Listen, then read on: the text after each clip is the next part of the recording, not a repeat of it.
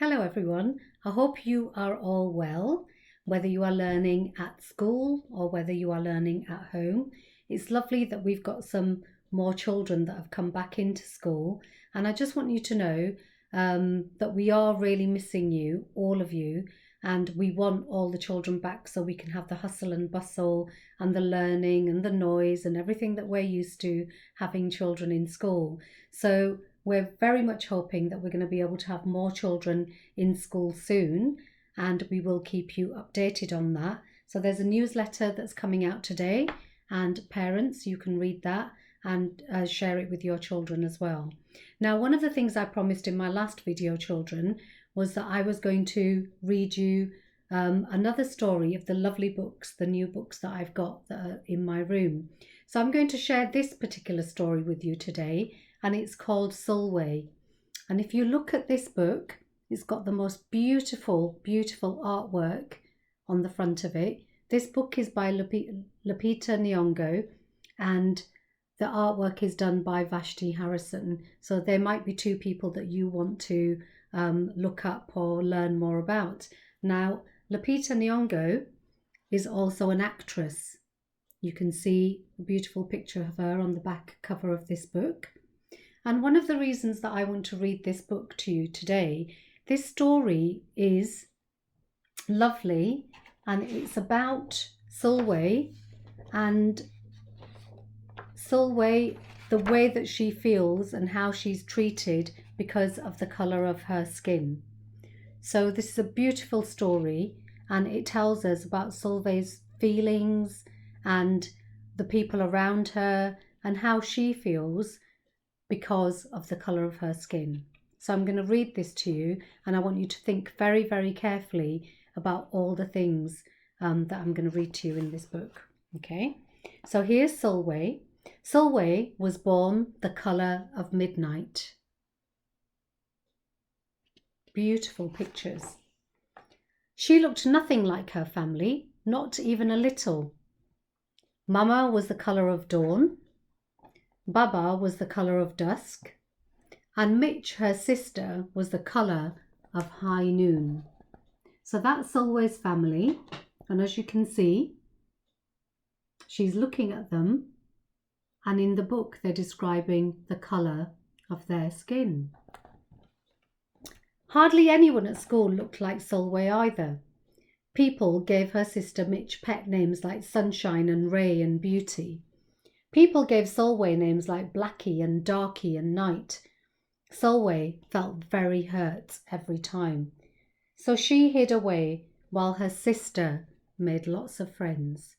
So just imagine how Sulwe's feeling about the fact that her skin colour is different and she's hiding away, and yet her sister has got lots of friends. Sulwe dreamed of being the same colour as her sister. She wanted real friends too.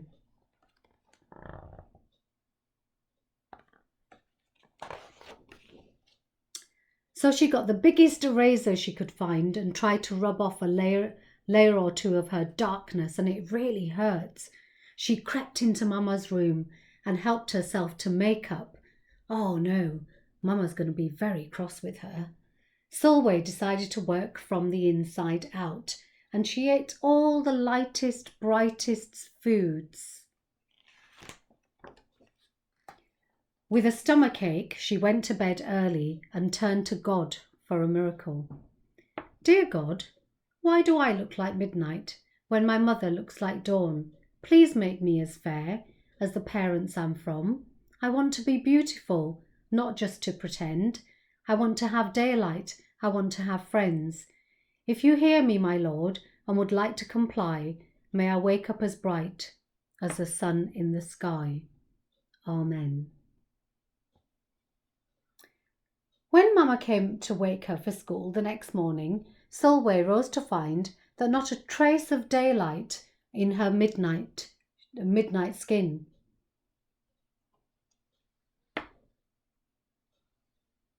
Sulwe told her Mama everything. Mama asked, "What is your name?" "Sulwe," she muttered. "And what does it mean?" "Star," Sulwe whispered. Brightness is not in your skin, my love. Brightness is just who you are. As for beauty, Mama said, rubbing Sulwe's stomach the way she always did to comfort her, you are beautiful. Sulwe sighed. Well, you are beautiful to me, but you can't rely on what you look like to make you feel beautiful, my sweet. Real beauty comes from yourself. It comes from your mind and from your heart, and it begins with how you see yourself and how others see you. Now get up and out you go. How could she, as dark as she was, have brightness in her? How could she have beauty when no one but her mother seemed to see it? How could she be a star? So sadly, she's still not convinced, is she, that she is beautiful, even though her mum is telling her that she is. That night, a shooting star appeared at Sulwe's window. The night sent me, the star said. Come with me. Sulwe hopped onto the star and off they went. Long ago in the beginning of time, said the star, there was night and day, and they were sisters.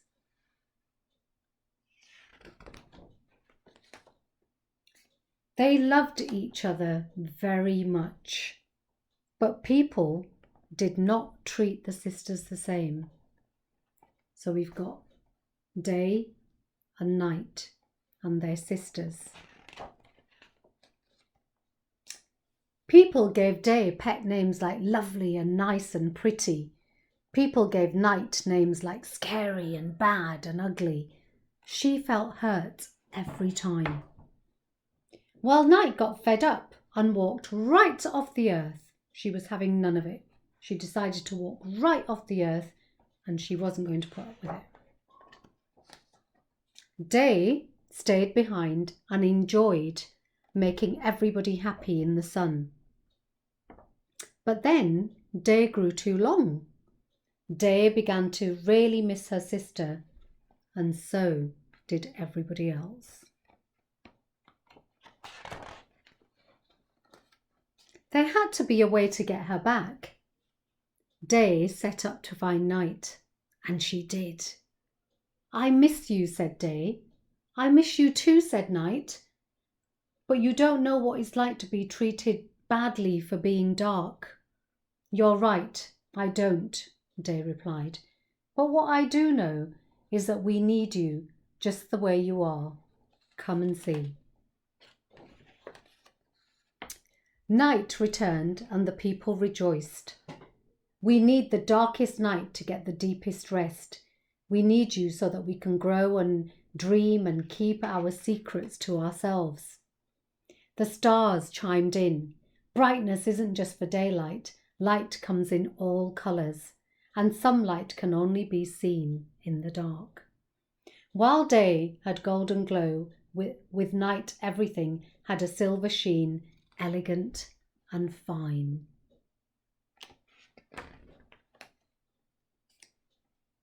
Day told her sister, when you are darkest is when you are most beautiful.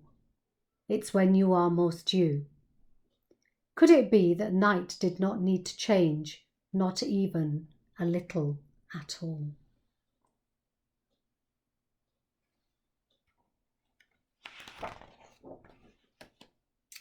Now that night and day were back together, a bit of night returned to day in the form of shadows, and a bit of day returned to night in the form of moonlight. They were inseparable from that moment on, and promised to celebrate the brightness in each other, whether people chose to see it or not.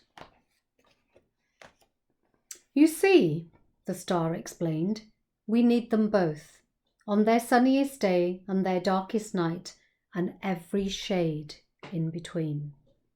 Together they made the world we know, light and dark, strong and beautiful. Sulwe rose in the morning, beaming. There would be no hiding anymore. She belonged out in the world. dark and beautiful, bright and strong. And if she ever needed a reminder of her brightness, she could look up at the sky on the darkest night to see for herself.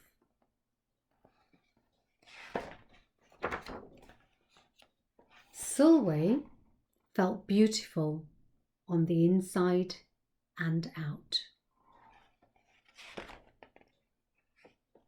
I think that's a beautiful story, and I want you to think about that story and talk about it with people in your family, and think about, it doesn't matter what we look like on the outside. The colour of our skin doesn't matter. There's lots of differences. Our hair might be different, the colour of our eyes might be different, our skin colour might be different.